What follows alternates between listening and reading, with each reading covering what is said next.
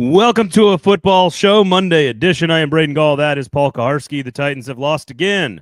We are brought to you by Sinkers Beverages, Shotgun Willie's Barbecue. Some cool news around Shotgun Willie's Barbecue, so stay tuned. And if you need a beverage, don't drive anywhere, folks. Just search Uber Eats and have that 5-time liquor store of the year, Sinkers Beverages, send you that booze directly to your house. Good afternoon, PK. How are you, sir? I'm well. How are you? I'm good. I had 2 weekends in a row of literally just sitting at a youth soccer field in Murfreesboro 2 weekends ago, and last weekend we spent 21 hours in Clarksville. But we have a championship to show for it, PK. All right. The 9U girls in the Queen City Classic. My oldest won, and my youngest, they got robbed on an offside call in the championship match and only finished second place. So she didn't get any dinner last night. So yeah, that's what you have to do. Hold out. Simon had his final tournament of the fall, and they played 2 really good games on Saturday, and then they canceled Sunday before the sun rose because of rain on Saturday night. So they didn't get to play their bracket on Sunday, which was unfortunate. Saturday night, our match started. Nobody cares about this, but it's cool. Saturday night, our match started at 6 p.m. It was raining, the wind was going, and I give those girls a ton of credit. They got crushed in that Saturday night matchup, and I give them a ton of credit for their mental strength and toughness to be out there in the rain, in the cold, while the parents drank coffee, huddled under a tent, protected from the elements. And they went out there and played their butts off. I give them a ton of credit. And it's why they came back and beat that team in the championship round. Respect. Yeah, I am convinced. If only the Titans offense had that kind of mental toughness, or the coaching staff, or are we trying to make like Coach Cliche or Cliche McCoy a thing happen? Are we trying to make that happen? Mick Cliche? I don't know. He's awful. I mean, he's a terrible coach, and he's a terrible person to try to engage in a conversation with. And I just think he runs counter to anything that is any of the qualities you want in an interim, where you're going to try new stuff and you're going to push the envelope a little bit and all of that kind of stuff. He doesn't do. And he's not an articulate deliverer of a message, mostly because I think they don't have a message. But I can't see how you would choose him to be in front of 53 guys in a 17-man practice squad that they have now to convey any sort of message. And that makes me feel like, Brinker and Borgonzi were kind of throwing in the towel in terms of team leadership when they chose him above Denard Wilson or Bones Fossil. I've always been of the belief that Denard, just, if nothing else, learn as much as you can about him and give him a shot to, maybe you're doing him a solid. He gets a chance to audition for somebody else. But all things, if something goes incredibly well, then all of a sudden you've got a candidate that you can put into the mix. I always thought that would be interesting. I think McCoy is the safest choice of the group for sure. The question is, though, does it actually matter? Like, do you think it's negatively affecting the development of the young players, which is the most important thing from here on out? You think it is? Why is that? I think the young players need to win some games to develop. And I think to win some games to develop, they need a coach that isn't going to punt from the opponent's 42, or that is smart enough to realize that direct snap to a 200-pound or 209-pound running back gives you no schematic advantage whatsoever. And he is neither of those coaches. And so I just think I tack it on to the abject failure of what they've done. I don't know how well they knew him or any of those things. I know that it didn't disrupt anything defensively because it didn't take Denard away from the defense, and it didn't disrupt anything they're doing on special teams, which, by the way, and we'll get into this, are highly overrated right now and centered really on a return man. But God forbid you disrupt anything on a terrible team by naming an interim coach. Mike McCoy is horrifically bad. Okay. I don't necessarily disagree with anything you said. I don't think that Cedric Gray is going to somehow not become the player he's supposed to become because Mike McCoy is the head coach, or that DK is going to not become the player. I understand what you're saying, and I get it's very frustrating when he gets asked a couple of questions and is giving the same kind of cliche answers about the. So here's the thing. Here, I want to ask you about pressing him on because somebody's already asked. Said great job pressing McCoy on the quarterback sneak, Paul. I do agree in theory that we need more quarterback sneaks and we need Cam Ward to be more of that part of the game. I completely agree with your point. I think you wrote it in your story, paulkarski.com, by the way. I don't have an issue with like how he kind of worded his answer with you about the game plan and who game planned it and who installed it and what's a game plan versus an install or whatever. I don't love the idea that they thought they saw something as a group on film that they could take advantage of. And it clearly wasn't the case. With the direct snaps. Yeah, and it's only 3 plays in the game, but they're 3 crucial plays in the game. A third and 1, another 3rd and 1, and a 3rd and 2. Collectively, they gained 0 yards on those plays. And I think there are better things to do on 3rd and 1. Straight up plays with your running back, taking a handoff, put the quarterback under center once in a while and have him turn around and hand the ball off. Run a bootleg. Have we seen them fake a handoff and run a bootleg with the quarterback? I mean, if you're going to mix it up, if you're going to mix it up, truly mix it up. I mean, no, if those plays worked, I wouldn't have had an objection. But Blake Bedingfield wrote, the reason you do that is because you have Derrick Henry at 250 pounds in the backfield, and he's going to be able to power through that, whether you know what's coming or not. When you say you know what's coming with 209-pound Tony Pollard or 200-pound Tajay Spears, what's the logic behind it, really? And there wasn't a good explanation for it. And then he seemed after in the postgame to kind of distance himself. Well, they thought it was a good idea. And I had one more question today that I didn't get into. To what effect are you involved in the game plan? And we don't know. But it's certainly in that initial answer, he made himself sound like he's not involved at all. They thought, not me, they. Lots of stuff from you guys in the comments. If you'd like to get involved, please do so. Thumbs up on YouTube. Share the product on Twitter, Facebook, YouTube. Let people know that we're going on here so you can bring everybody in and we can have some more questions and some more conversation here. Sinkers Beverages, of course, Shotgun Willie's Barbecue. LT3 says Cam isn't comfortable under center. Even the handoffs, his footwork is sloppy. I think all that stuff he needs to work on. I think footwork and being under center are things you can teach a player. I think that's the good sign of all of this. Dax says, at least with Mike McCoy being the interim head coach, we don't have to worry about him taking over next year. That is true. Johnny Bucks. I don't think you had to worry about any of these guys taking over next year. I agree.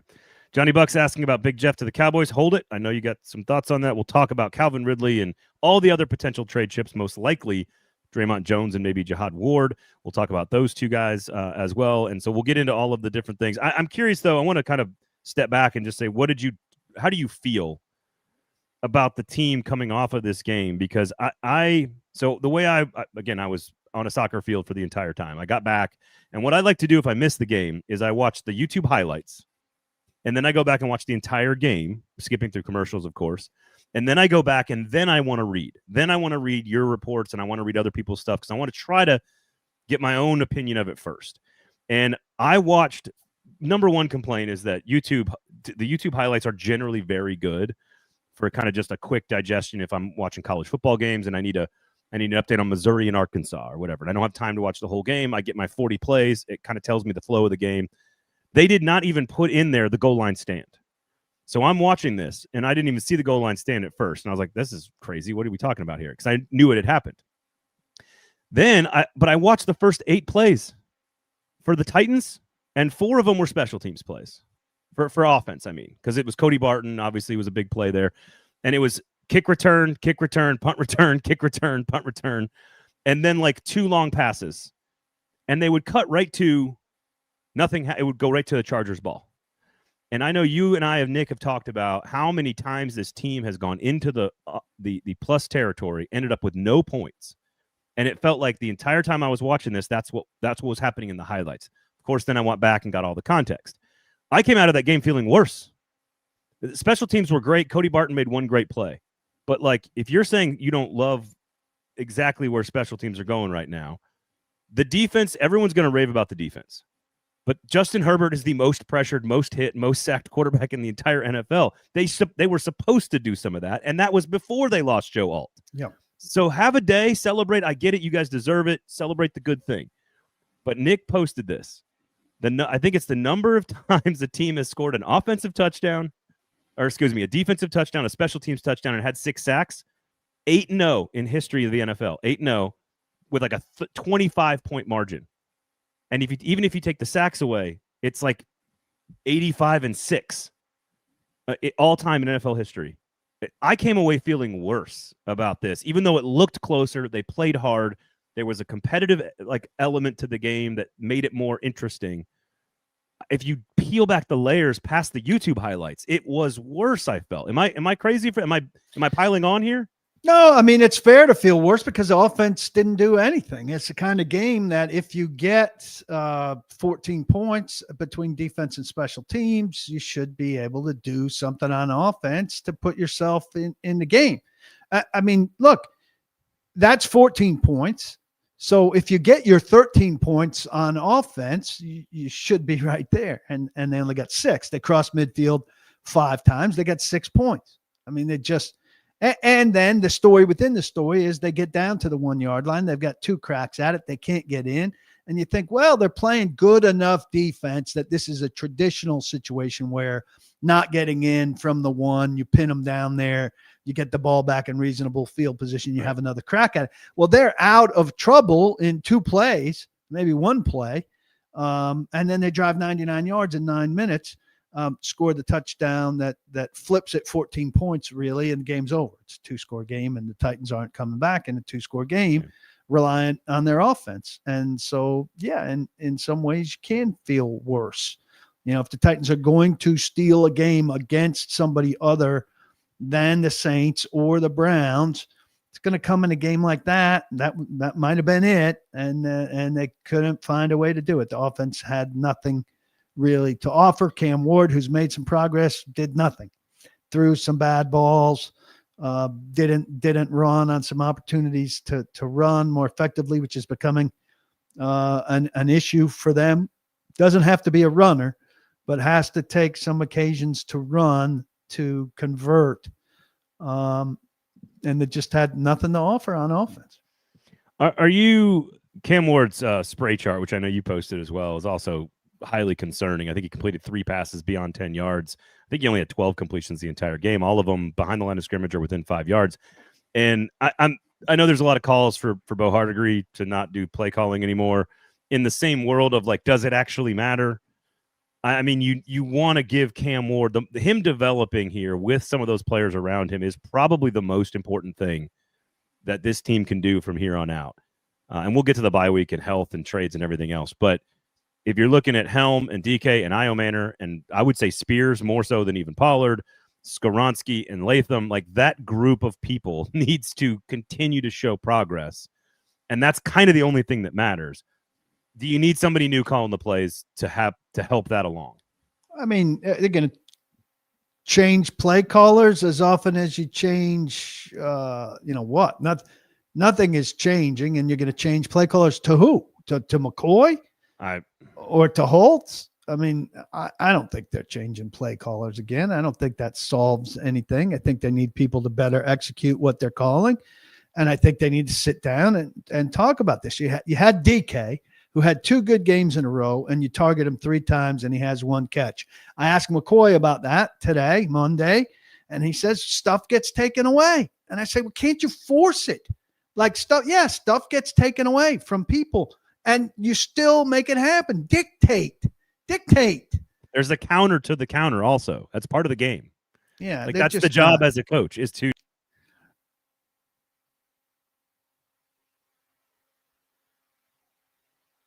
I think we lost Braden there. So he'll be back with us in a second. I had flipped screens there, so shocked to see him lose. Here he comes. I think they've got to find ways to dictate stuff like that. Here he is. That was a quick return. Sorry about that, guys. I don't know. It's happened a couple of different times on my internet. Maybe the work that's being done in the house is happening. I don't know. So I apologize about that, guys. So I don't know. I think ultimately that's the most important thing is what is like every question about the offense in particular, because Dan Moore, 2 sacks in 1 series. Like I thought that offensive line had started to take some strides. I think there are questions about long-term with Lloyd Cushenberry. I think Zeitler's a trade chip. I wouldn't be surprised if he's moved. I wouldn't be surprised if he stays. I don't imagine he's back necessarily. And Latham is kind of starting to come around. So, I was talking with James Foster on the Hot Read. He's a big believer in Latham. At first he was like, I don't know, he might be a guard, but and I think in the last couple of games he said, hey, I think he's establishing himself as a tackle. I think Skoronski is one of the best, maybe the best player on the team outside of Jeffrey Simmons. And so the question is ultimately, and we'll get to this a little bit more in detail, is like who's earned a spot, and then how do you dedicate resources to making those players better as the season goes along. All right, tell me why do you think special teams is Johnny Hecker's been bad the last couple weeks. His net average was like 35 something. I watched several Chargers fair catches that I thought like, well, that's got to be at least 5 yards further back. That's got to be at least 5 yards further back. They're the most penalized special teams in the NFL. So they found the returner, which is great news in the context of the Tennessee Titans, and they're covering better, which is great news. But Sly has been too unreliable. Hecker's getting a free pass pretty much because he's experienced, which the Titans really like to rely on. Mike McCoy is experienced. That's why he got the job. Hecker seems to be untouchable there, and they've got all kinds of excuses for him there. And the penalties are unacceptable. They're unacceptable on offense, but somehow we're supposed to accept penalties of aggression on special teams. I don't get that at all. So I think, as usual, Titans fans are primed to expect terrible. And when they get something that's not terrible and has a great element to it, they think special teams are absolutely terrific now, when Johnny Hecker is probably ranked down in the mid-20s in terms of net punting average, which is not good at all for a team that can't defend a 99-yard drive. You can be significantly improved on special teams, and special teams be the best of the 3 units on your team, and it still be league average. Yeah.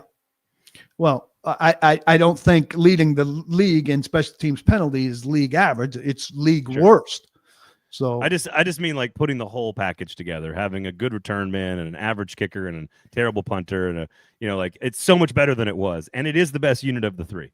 Yeah, like I think it has to be all 3 of all 3 things. But again, that's the context of the offense being the worst in the league and the defense being pretty bad. So I want to. This is going to be dipping the toe into a conversation that maybe we have to have as the season goes on, maybe not. But I think it's important after watching all of his throws yesterday and watching the offense once again multiple times get into plus territory and come away with nothing, and watching the sacks pile up again. He's now 38 sacks, sacked 4 more times. Again, not getting help from his offensive line. Doesn't have an elite playmaker. I get all of this stuff. Fired coach.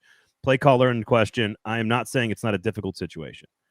When are you allowed to start having conversations about the long-term future of Cam Ward? I'm not saying I'm doing that. I'm just saying, when is it allowed? Well, I mean, I wish I had the power to allow or disallow it. I mean, it's been happening for some time already.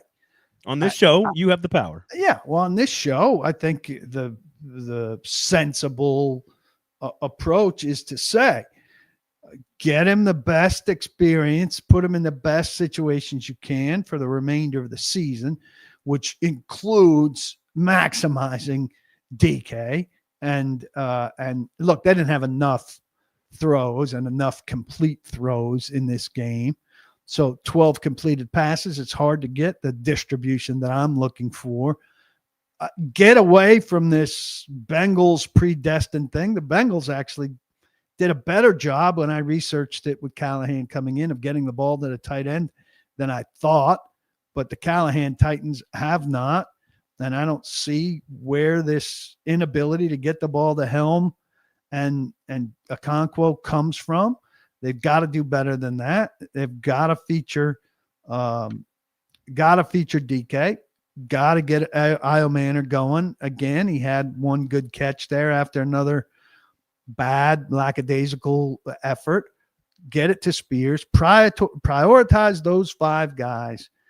Get him, with a better finish than he had with the start. Then get the right damn coaches in the building and drill the hell out of them all off season on the footwork, on the mechanics. Build an offense that features his best stuff.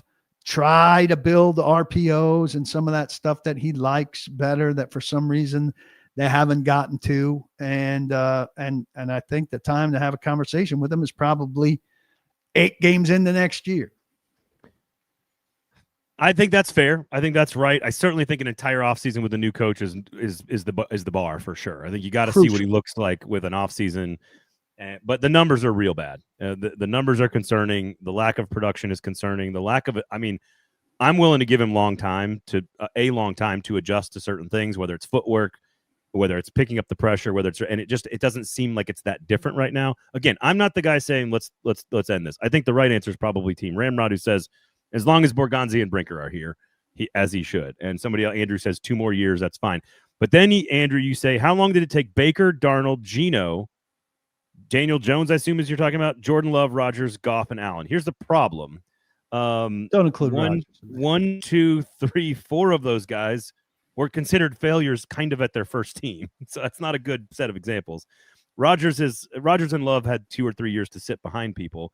Goff went to the Super Bowl, and Allen is maybe the best player on the planet.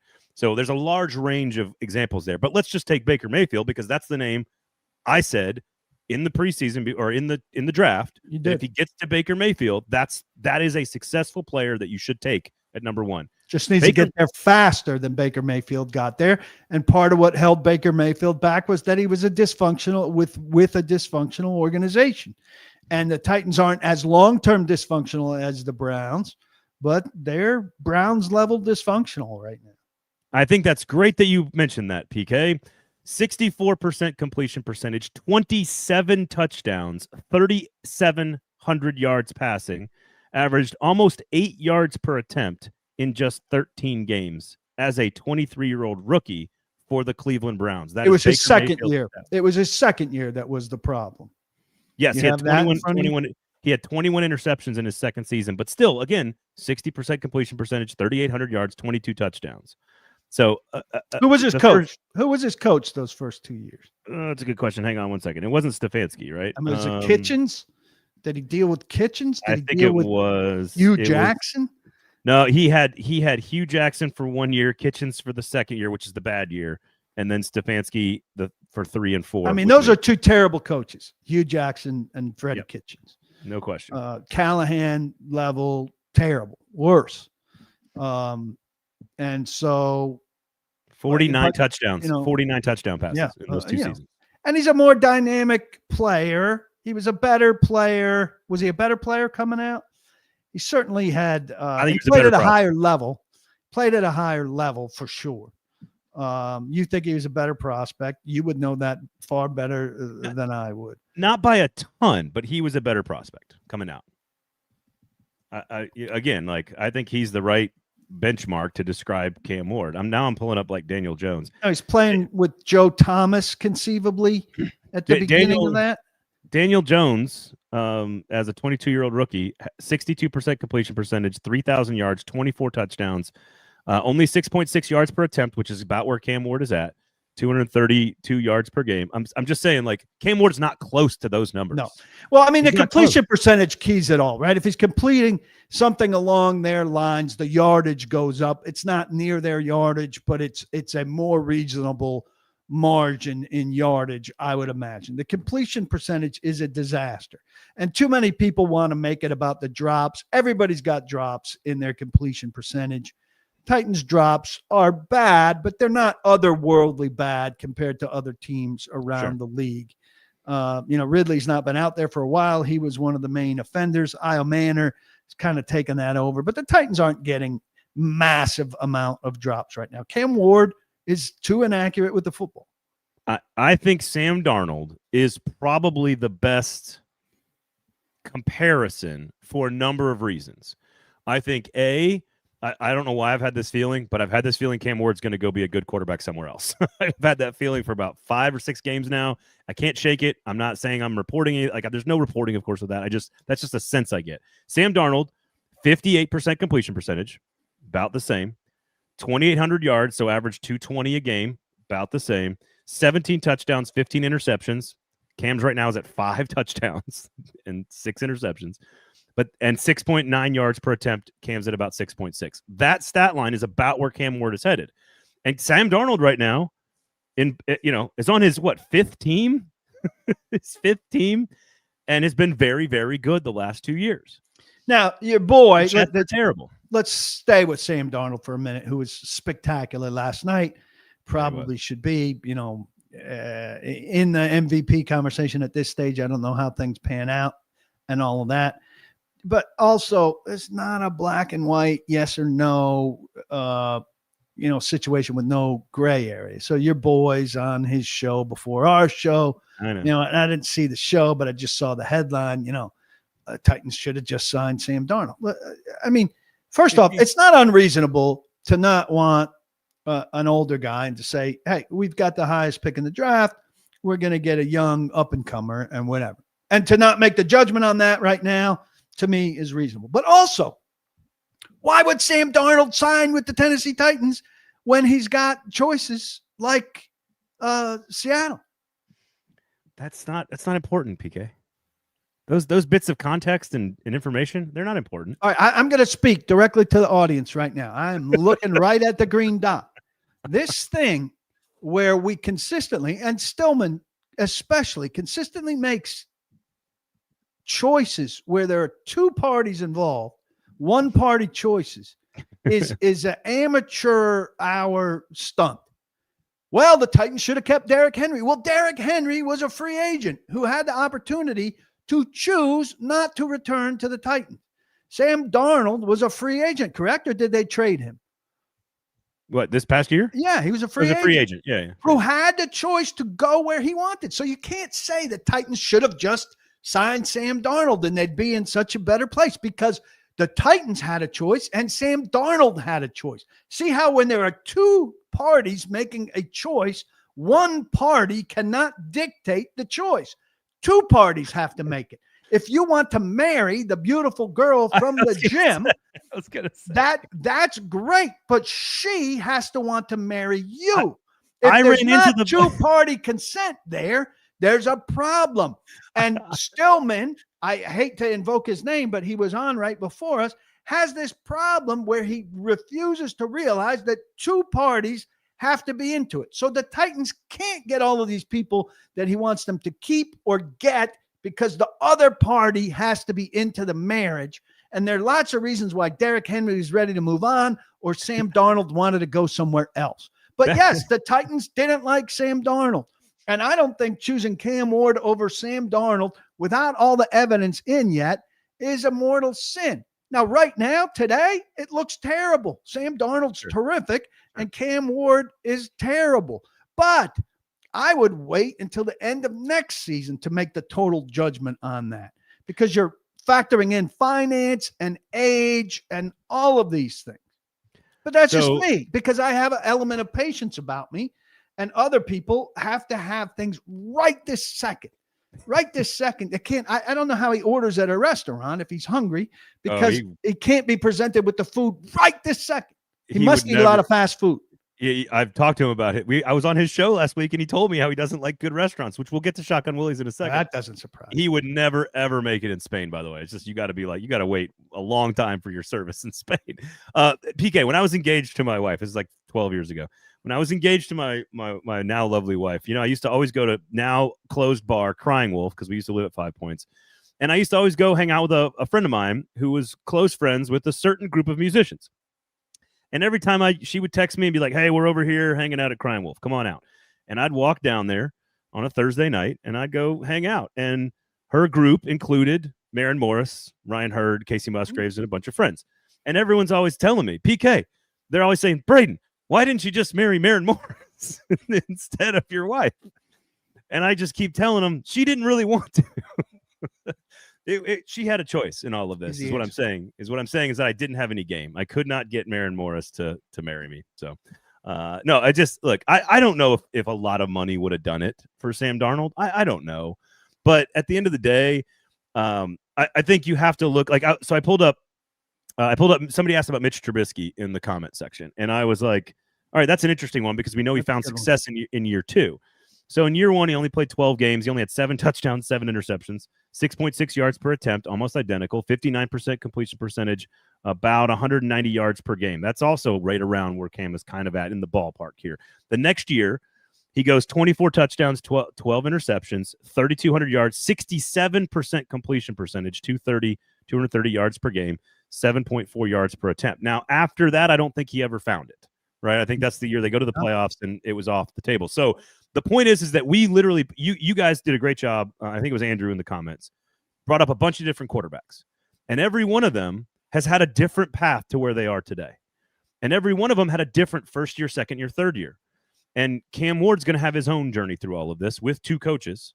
And yes, the roster is terrible. I don't think, and I think this is Francisco asked the question here. And I think this is most important. Is Cam getting enough? Is Cam getting pressed enough on his footwork and mechanics? The errant throw to VJ was hard to watch. He was midair looking to do the splits, set your feet, and make the throw. I do think that Cam Ward, of the things he is supposed to fix throughout this season, I don't think I've seen a lot of progress on some of those things. Is he in a great environment to do it? No. Am I saying we should trade the guy or cut the guy or it was a bad choice? None of that. But he has to show improvement from here on out through the bye week, from here on out on the things that he can control. He can't control the offensive line. He can't control drops. I thought I saw one thing I liked. I thought I saw a slightly more catchable ball. Yeah, yesterday. I think that was something I was like, oh, that looked better. It's too slow coming, the footwork stuff. And we should be able to say at least like, oh, that game overall, it was better than it's been. And we're not able to say that. I talked to Brandon Allen about this. And look, he's no authority on it. But, you know, he's had a good enough degree of success in the league to understand it, right? And he said, you know, it shouldn't be that long before it becomes second nature. And I think there's no indication that it's close to becoming second nature for Cam Ward. And that's a problem. And I've kind of given up hope that it will become anything close to second nature as a rookie. That's why I'm so big on the offseason. I think it's a massive offseason for him. I think we're going to hear about it a ton. I think he probably needs to lose a little bit of weight, that kind of coming in from left field. But a little bit of a body transformation, I think, will help him as well. I mean, that was part of his high school scouting report. Just for the record, I don't like talking about that in general, but that was a part of the scouting report coming out of high school. I think that foot stuff does need to become a lot closer to second nature. And I wrote this last week that I think that the plays where he really excels, and we've seen a handful of them, this running to his arm side, throwing back across the field, the footwork is not a crucial component of that. And he has great success on those plays. And it's true. I think somewhere in the fabric of that, on some subconscious level, he's thinking, well, the feet don't matter there. So how much do they really matter?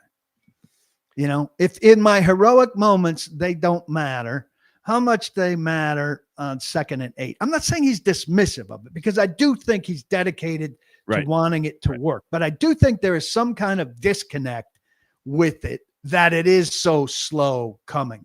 You know what I mean? Did you buy into that? No, there's a there's a difference. It's a subtle difference, but there's a difference between, like, I'm so confident in my own abilities that I'll overcome versus like I'm intentionally dismissive of this idea. I don't think he is intentionally. I can make things work. Yes, I understand the footwork's important and I want to work on all that, but I'm going to make these plays happen no matter what. And he's not making the plays happen no matter what. And that stuff is not becoming second nature. And therein lies a big piece of the problem. I think that's as well as I've articulated it lately in discussing it numerous times. I know, and you're not even a very articulate person. I know. All right. So speaking of Stillman not liking good restaurants. So by the way, Sinkers Beverages, of course, 5-time liquor store of the year. 5 straight years you voted them the best liquor store, not UPK, but like the people of Nashville. Although you agree. I don't remember my ballot. I don't remember having my ballot, but I'm sure I voted for them. It's all over to this NashvilleScene.com. You can go vote anytime. Anybody can go vote. But I came back from Spain. My wife and I now drink wine. Apparently, I don't know. Don't know anything about it, but they helped me out. They picked out a couple of nice bottles, less than $20. The Spaniards did? No, Sinkers Beverages. Got confused. Spanish wine is so good and so cheap. It's so good and so cheap. And I don't know anything about this stuff. Just have to get it at midnight. Damn. Well, that's true. Or like at 11 a.m. Like, yeah, we were walking down the street one day and we had just left our hotel because everybody sleeps in. And so we left our hotel and it was like 10:45 and we're like headed out for an entire trip of like a day trip somewhere. And like I come around the corner of this downtown little like street corner deli or whatever, which is everywhere. And there's a gentleman, I swear, he's probably in his 80s.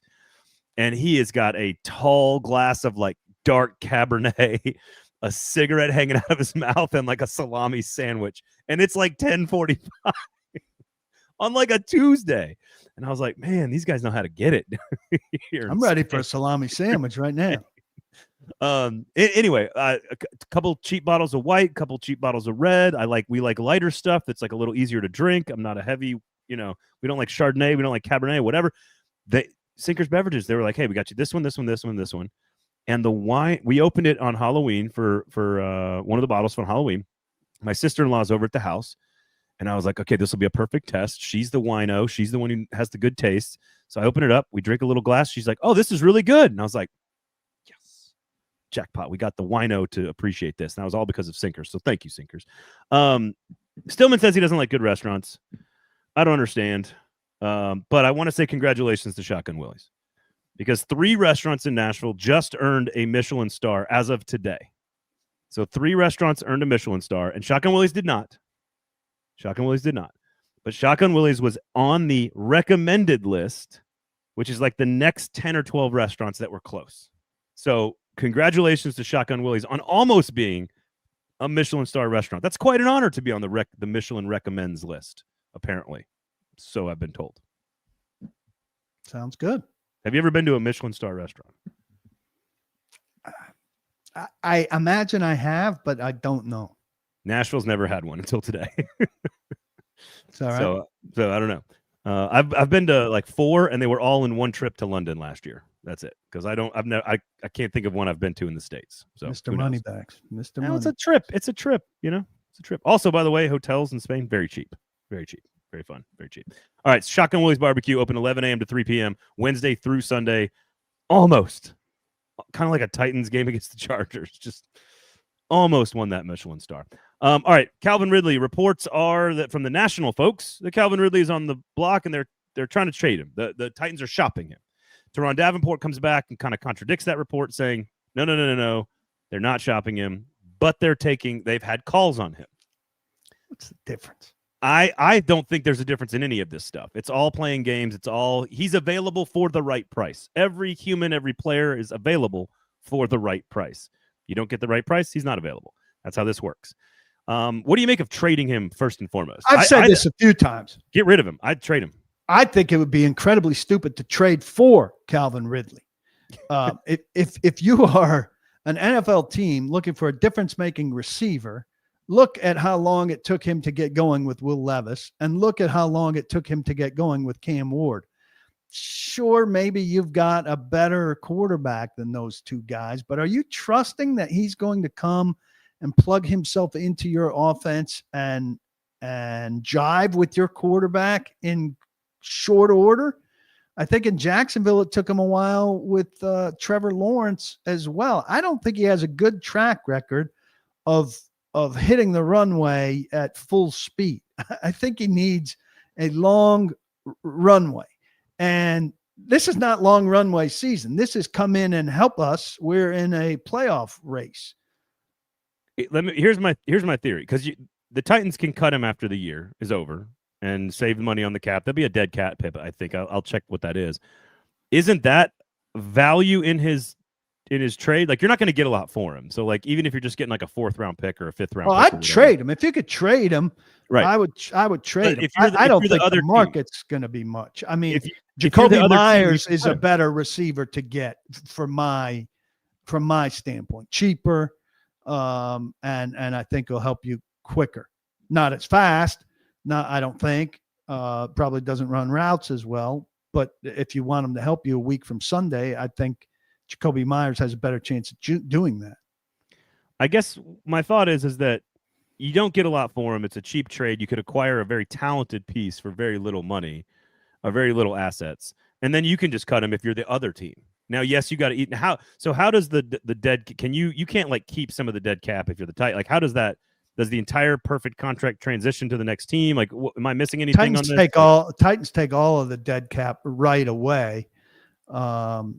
Even if you wind up paying some of like to increase the value of what you would get back, you might take on some of the remaining salary. That wouldn't change any of the cap stuff. I mean, you're taking the dead cap. The dead cap though is not that bad. I mean, it would be the remainder of they would be taking on the remainder of his salary this year. So whatever 17ths or 18ths, because it's paid over 18 games is how you would divide it. But then whatever the number is, that would be accelerated onto your cap. So you're saying if there's an out in 26, if they cut him, it says 16 million dead cap, 13 next year dead cap, 5 million the following year in 2027. You're saying if they trade him and the other team cuts him, that dead cap hit is eaten by the Titans, is what you're saying? I don't think it doesn't matter whether the other team cuts him or not. He's off your roster. That dead cap comes on you.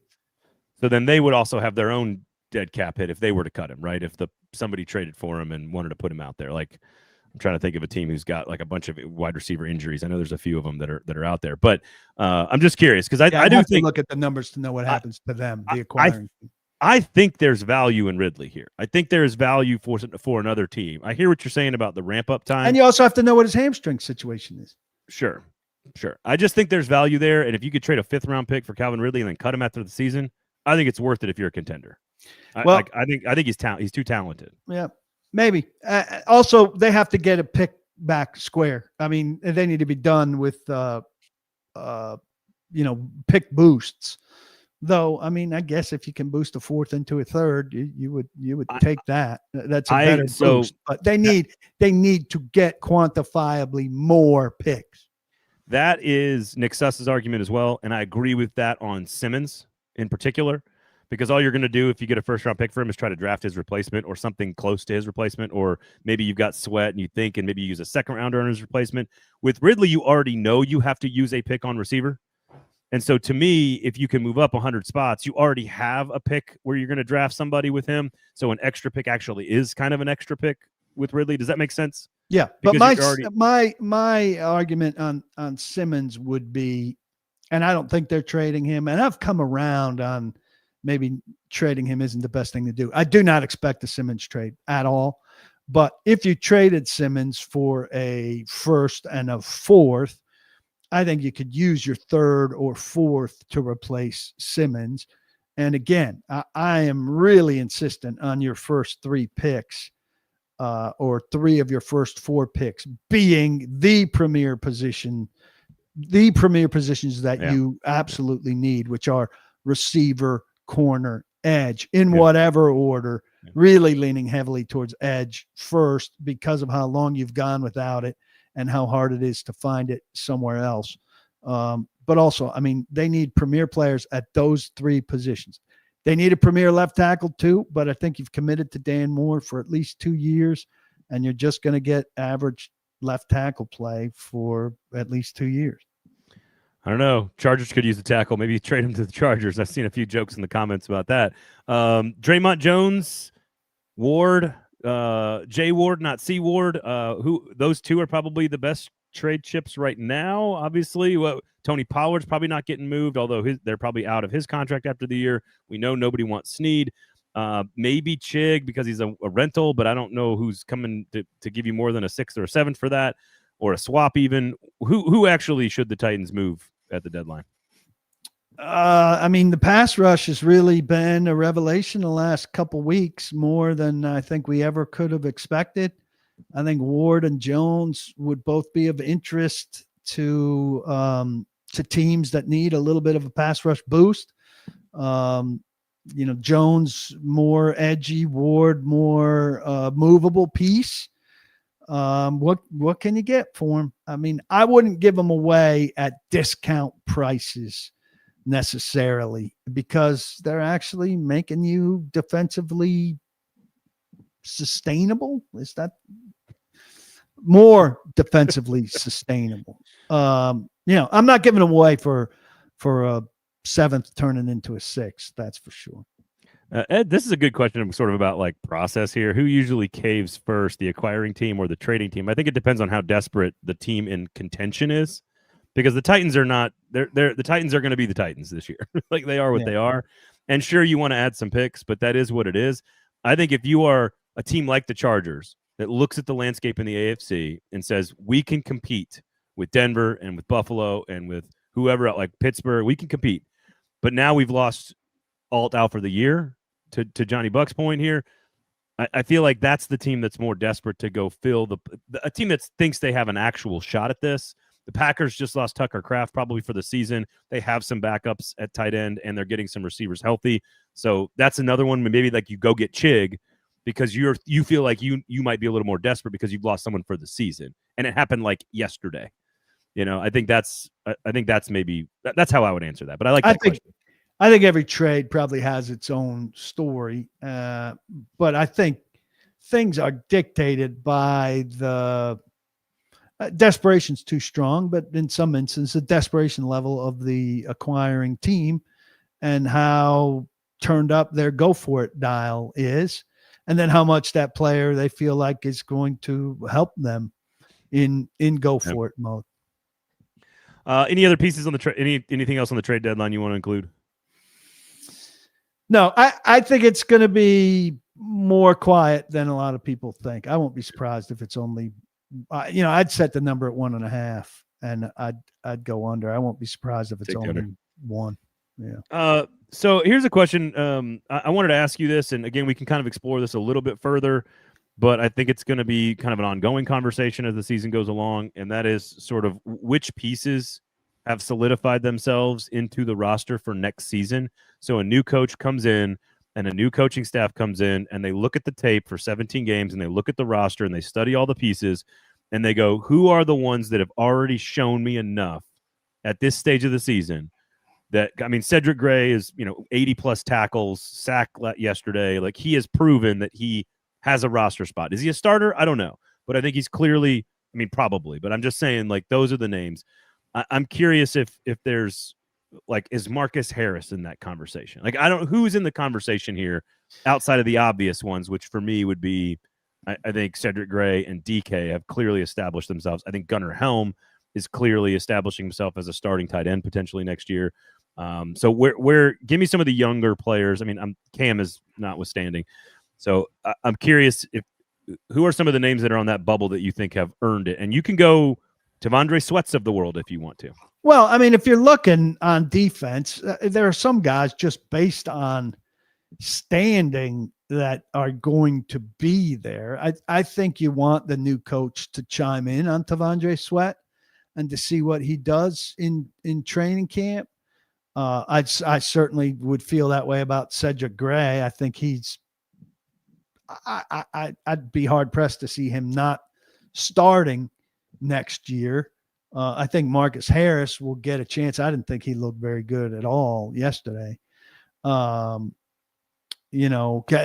Winston's certainly going to get every chance going forward now. And that may be about it on defense in terms of the young guys. Are the most of them like Jalen Armour-Davis, where you're like, I've seen you play enough and you probably haven't earned a spot, like you're probably out next year? Yeah, I think Jalen Armour-Davis could easily be in training camp, but nobody that they're going to avoid adding anybody because of. He's been pretty miserable on offense. Skoronski and Latham are definitely set, and DK and Isle Manor are definitely set as presence Dan Moore. in next year. Dan Moore, I think, is a 2-year. I'd have to look at the contract, but I just don't see how you can create yet another need there. I think they'll have offensive line needs, at least one between Cushenberry and Zeitler, and probably two. I think Bryce Oliver remains in good standing, despite the fact that we haven't seen him. He'll be back after the bye and hopefully could put together the remainder of the season and have a chance to do something at wide receiver in addition to special teams that might ease some depth concerns there. Helm, certainly. And then, looking Crenshaw, Dixon's not going to play much if you can avoid it, and he's a project for next year. Jackson Slater, you hope, takes one of those two starting spots.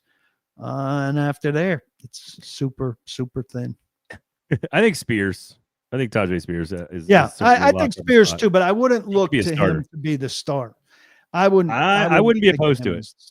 Him and a rookie running back I wouldn't be opposed to Spears being your starting running back. I think he'll get hurt pretty quickly, which is his tendency, and I think you need a more rugged guy who's shown that he could take the load. I don't remember what Spears did exactly at Tulane, but he has done nothing in the NFL to show that he could take a starter's load. Now, if they're going to come in and say 50-50, well, he can be one of those two guys for certain. I just think that part of this is what happens when you have the football, and DK and Spears are the only two guys that I like. I'm like, oh, something's going to happen here. They're the only two guys that I go, something could happen here. Helm has got really good hands. He's making good plays in traffic. Iomander makes the easy catches. He's got to work on sort of working a little bit better in man coverage and in traffic. I see if you tell me that Spears is getting the ball, I'm interested in the outcome of the play. That's it. I agree with that. And I'm basing it on that. He breaks tackles. He runs hard. I agree with you. The injury thing is very, very real. By the way, Dan Moore, $10 million cap hit or $11 million cap hit this year, $26.4 million cap hit next year. And what's the debt out? It'd be massive. But you are out after next season. Yeah. That's why I've said 2 years. Zero dead cap. Yeah. And that's what they're looking for. There 2 years, and then you'll see.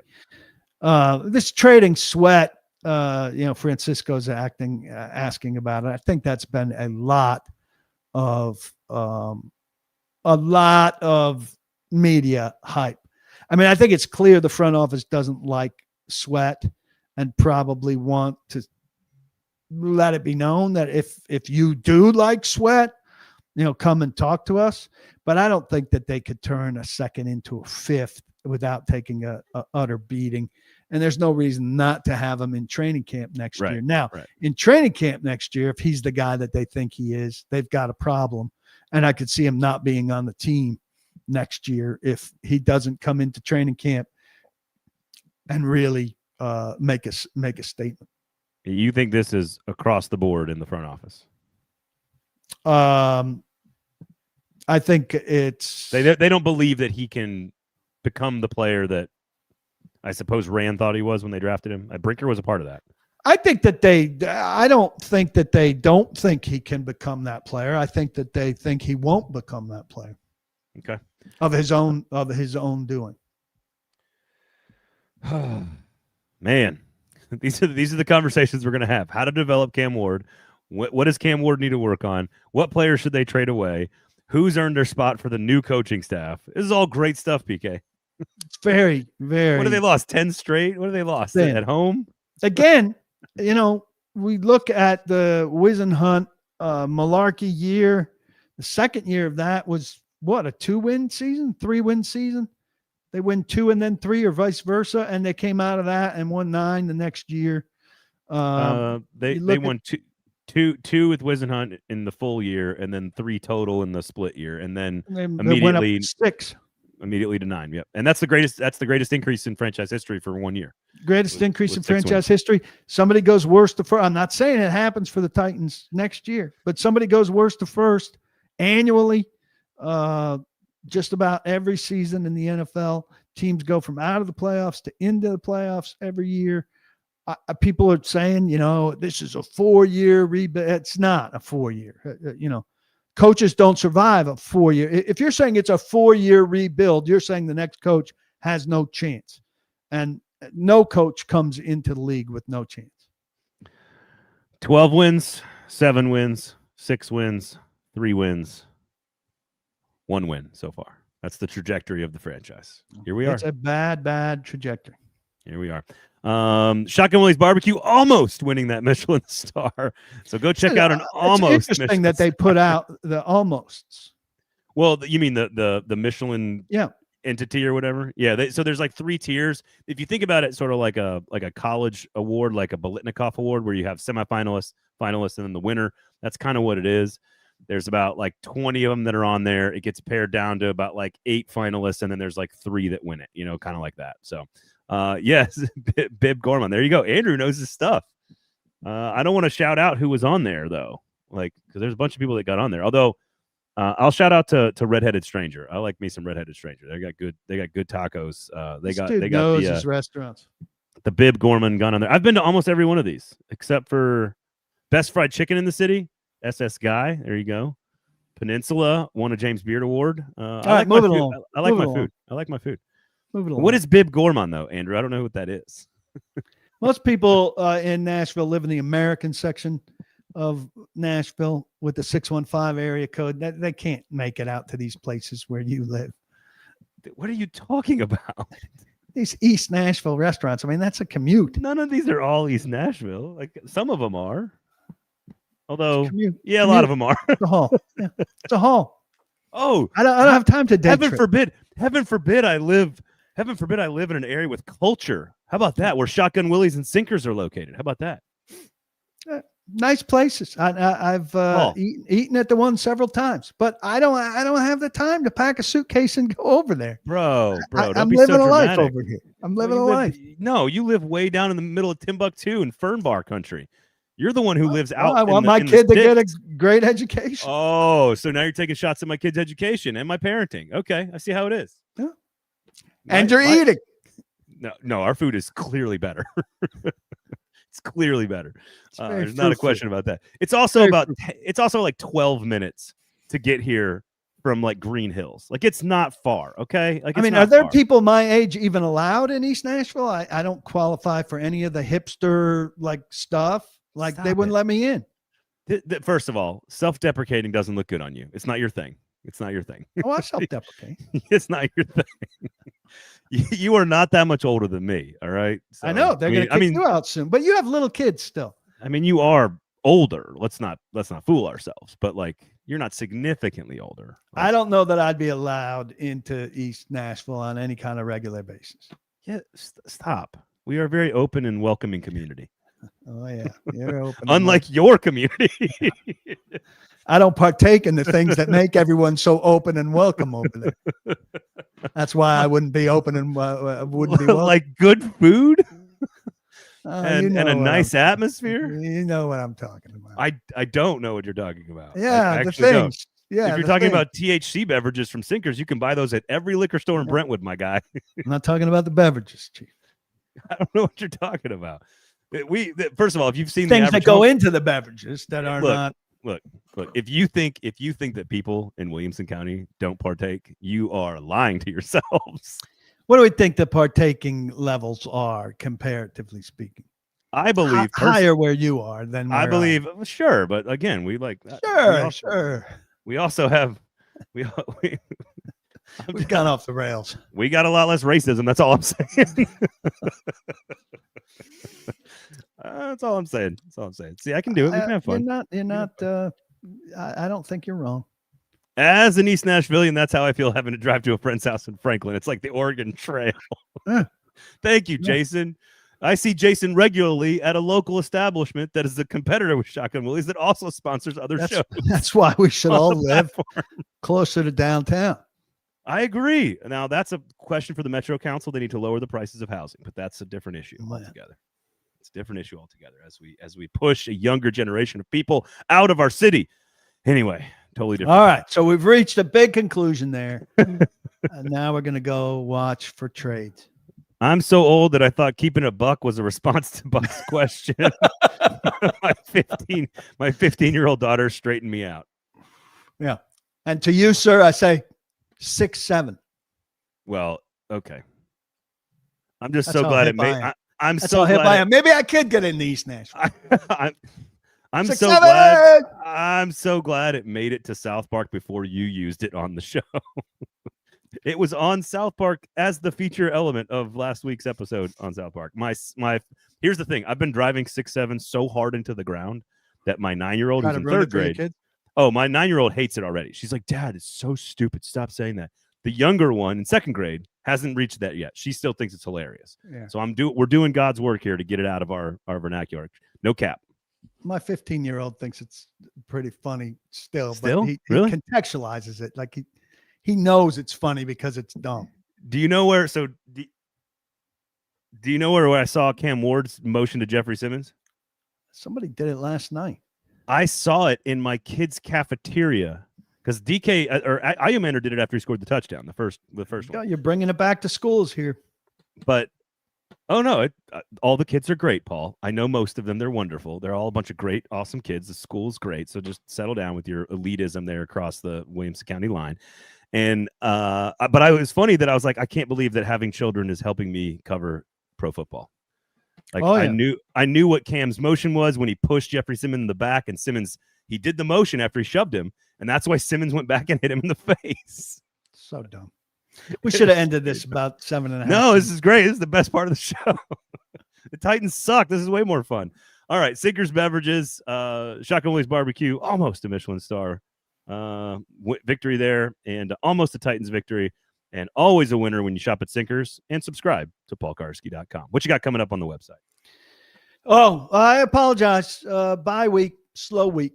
We'll plug in as best we can.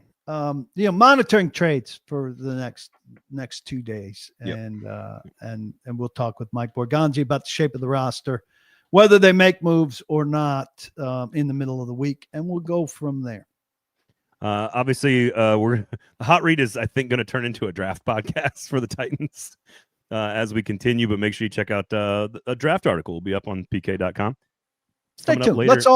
Later this week. Let's all come up for air. It's a reasonable thing to do. Everybody's going to do that except Cam Ward, and we'll go from there. Last but not least, Jordan says no one is breaking into East Nashville homes on acid. There you go. True. There you go. Acid's expensive. I don't know what that means. All right. For Paul, I'm Braden. Thanks for hanging out. We do appreciate you. Listen to all the other great shows across the 440 Sports Network, including the Paul Karski podcast as well. We do appreciate you guys. Share the show. Tell somebody about it. Thanks for listening. We'll talk to you on Thursday. Myself and Nick. For Paul, I'm Braden. Have a good one, everybody.